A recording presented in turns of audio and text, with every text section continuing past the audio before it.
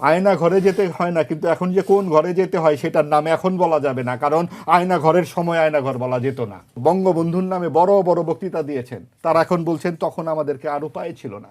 বিদেশ থেকে আসা লোকজন যারা সংবিধান বদলে ফেলতে চাচ্ছেন, স্বৈরাচার, এর বিরুদ্ধে কে নামেনি? আওয়ামী লীগের দুর্বৃত্তরা ছাড়া 54টি রাজনৈতিক দল, তারা কোন ম্যান্ডেট আছে তাদের এই কথাগুলো বলবার? সরকার আপনি দেখুন তারা প্রথম সুযোগে কি করলো, তারা 30টি দলের সাথে একটা সংলাপ করলো। তারাই ঠিক করে দিল যে আমরা এই 30টি দলই হচ্ছে বাংলাদেশ। তারা অন্য কোনো শ্রেণী পেশার সাথে কথা বলল না, তারা অন্য কোনো স্টেক হোল্ডারদের সাথে কথা বলল না। এই 30টি দল কারা? যাদের 7-8টি রাজনৈতিক দল বাদে আমরা কাউকে চিনি না। অনেক দল আছে যাদের দ্বিতীয় বা তৃতীয় রাজনৈতিক নেতার নাম আমরা জানি না। তো এইরকম পরিস্থিতিতে তারা বসে ঠিক করে ফেললেন যে মুক্তিযুদ্ধের যে মূল স্তম্ভ চার, সেগুলো তারা বদলে ফেলবেন। ধর্মনিরপেক্ষতা থাকবে না, সমাজতন্ত্র থাকবে না। এইভাবে তারা রাষ্ট্রের যে মূল মেরুদণ্ডের জায়গাটিতে তারা কিন্তু কুঠারাঘাত করলেন। এবং বিএনপি, জামাত, এনসিপি তারা কিন্তু ব্যস্ত। তারা ব্যস্ত ওই যে কোথায় রাস্তা, কোথায় কোন বদলি, কোথায় 400 কোটি ইত্যাদি ইত্যাদি নিয়ে তারা খুব সরগরম অবস্থায় আছে। তারা একবারও নিজেদের কাছে জিজ্ঞেস করছে না কোন ম্যান্ডেটের বলে তারা এইগুলো করছে। তারা যে এই 54টি রাজনৈতিক দল, তারা কোন ম্যান্ডেট আছে তাদের এই কথাগুলো বলবার? হ্যাঁ, আজকে এনসিপি বলছে যে আমরা গণঅভ্যুত্থানে অংশগ্রহণ করেছি। সহলোচকই বললেন শুধু এনসিপি অংশগ্রহণ করেনি, তখন তো এনসিপি ছিলই না। এই যে 17 বছরের যে দুর্বৃত্তায়ন, সমাজে যে আঁকড়ে থাকা স্বৈরাচার, এর বিরুদ্ধে কে নামেনি? আওয়ামী লীগের দুর্বৃত্তরা ছাড়া। এই যে আপনার ঢাকার প্রান্তগুলো, আপনার উত্তরা, যাত্রাবাড়ি, বাড্ডায় কি হয়েছিল 19শে জুলাই থেকে 5ই আগস্ট পর্যন্ত, সেখানে কে কাকে নামিয়েছিল? সবাই নেমে এসেছে কেন? রাষ্ট্রের তার অধিকারটুকুর জন্য। প্রত্যেকের সমান অধিকার আছে, প্রত্যেকের সমমর্যাদা আছে। সরকার কি করলো? 30টি রাজনৈতিক দলের সাথে আলাপ করতে গিয়ে ডানপন্থাকে উস্কে দিল। মুক্তিযুদ্ধকে অবমাননা করার যে পরিবেশ, সেটাকে তারা তা দিল। মুক্তিযুদ্ধের প্রগতিশীল যে রাজনৈতিক দলগুলো, তারা কিন্তু এইটার ব্যাপারে আপত্তি জানালো। আপত্তি জানিয়ে সিপিবি সহ 4 বাম দল আলোচনা থেকে উঠে চলে গেল। এই উঠে যাওয়ার জায়গায় যদি বিএনপি বা এনসিপি থাকতো বা জামাত থাকতো, সরকার কি উৎসাহী হয়ে কথা বলতো না? বলতো। কিন্তু যেহেতু বামপন্থী রাজনৈতিক দল, এদের আর কি আছে? এরা কি চাঁদাবাজি করে?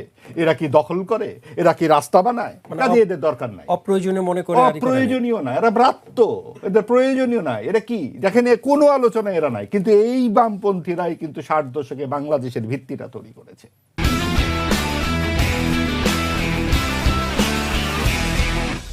এবং এই যে আন্দোলন, গণ অভ্যুত্থানে আপনি দেখুন এদের মূল সংগঠক কারা। যখন কণ্ঠে গান ভাসে, এমন দেশটি কোথাও খুঁজে পাবে না কো তুমি, কিংবা ধনধান্যে পুষ্পে ভরা 3 তারিখের কথা মনে আছে আপনার? আগস্টে লক্ষ লক্ষ মানুষের এই যে গান, এই গান কোত্থেকে আসে? সকল মানুষের এই গান।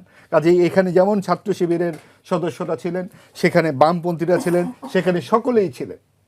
কিন্তু এখন সকলে নাই কেন? এই চির বিভাজিত রাজনীতির যে সংস্কৃতায়ন, এইটাই কিন্তু সরকারের একটা উদ্দেশ্য। এইটার নেতৃত্ব দিচ্ছে সরকার।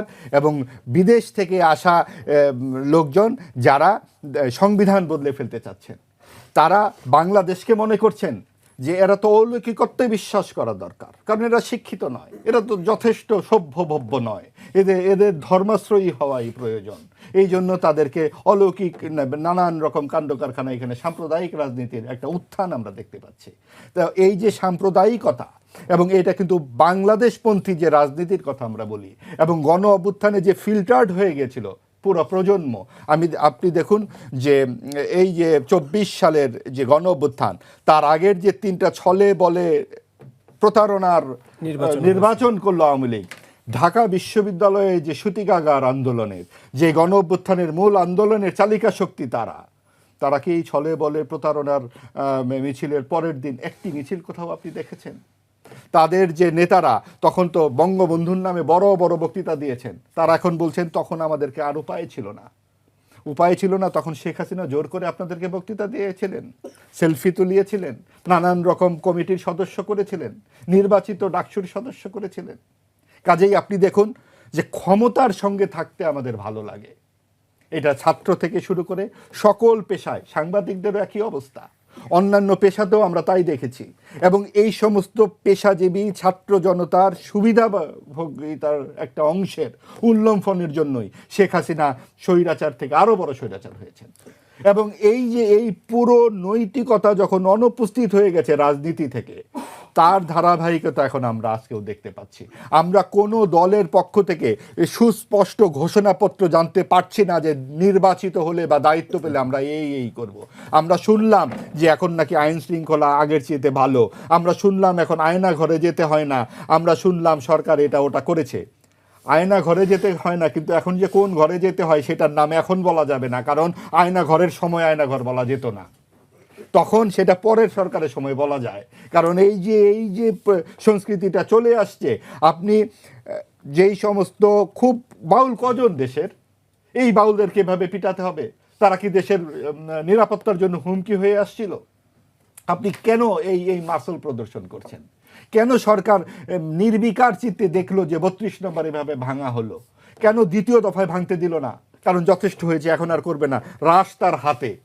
মুক্তিযুদ্ধের ভাস্কর্যগুলো যখন লাগাতারভাবে ভাঙা হলো, লুট করা হলো মুক্তিযুদ্ধের স্থাপনা, জাদুঘর, কেন সরকার তখন কিছু করলো না?